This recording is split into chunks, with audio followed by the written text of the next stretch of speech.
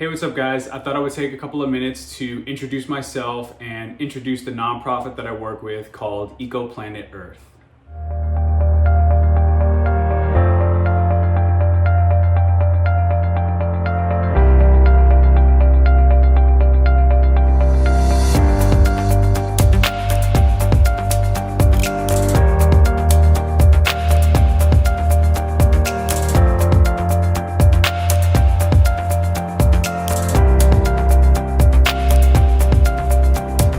If you don't already know me, my name is Justin Rundle. I was born and raised in Miami, Florida. I am a commercial pilot, a flight instructor, and an attorney. I grew up in Miami and went to a high school called Mast Academy, which teaches you maritime and science technology, MAST. And I was blessed at MAST to learn about mangroves and the intertidal zones that we have in South Florida, as well as the complex and beautiful and precious fragile ecosystems that we have there. That was in my mind at an early age. I went on to law school and became an attorney, but I also had a childhood dream of being a pilot.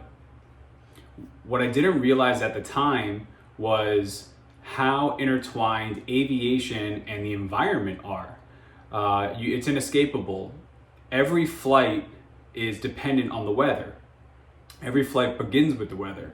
I fly a little single engine airplane and I fly by myself, and before I fly, even the week leading up to the flight, I'll watch the weather, follow the weather systems, and be able to predict the weather to some level when I go for my flight. What's interesting is to be a better pilot, you end up reading more about these natural weather systems, but they're fascinating and beautiful, and really everything is so connected and elegant. It's elegant how it all works together, but it's also very fragile.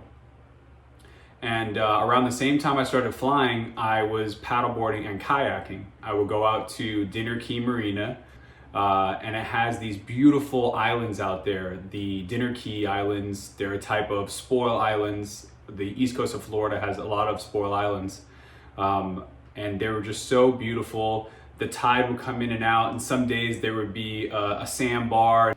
But the cool part is I would go out there on a paddleboard or in a kayak, and those have no engines on them, so I wouldn't make any sound. And the relevance of that is that I would not scare the animals away. And so when I would go there, I would bond with all of these wild animals. My favorite personally were the seabirds. Because I would be quiet, I could get really close to them. They would make eye contact with you, and you can tell that they're intelligent, that they understand whether or not you're a threat to them, and there's a connection there. You know, it was awesome. I would see stingrays. They would be so tame. You know, if you just stay still and quiet, they come right up to you. They're just like little puppies. I saw dolphins. One day I saw a Florida panther. I really just fell in love with nature and the natural environment. So I was spending time there, and I quickly had my heart broken. I'll never forget this day. I was walking along the coast, and there was a group of birds. I had my DSLR. I was taking some nature photos, and I was being quiet and watching them, and they were all pecking into the ground, you know, eating food. But I looked where they were pecking, and it was this nasty puddle that was full of microplastics. And I just couldn't help think about what they were ingesting and the slow and painful deaths that they would ultimately have as a result of those microplastics that they were eating right in front of me. And I got angry about it. So I joined my local chamber of commerce at the time, and I coordinated a beach cleanup. I worked with some existing nonprofits, including some of my best friends that have their own nonprofits specifically for beach cleanups. You should check them out. They're called Debris Free Ocean. They've been doing it for a long time, and they are crushing it right now. We also worked with coastalcleanup.org and a few other similar nonprofits that are focused on getting microplastics out of the ocean.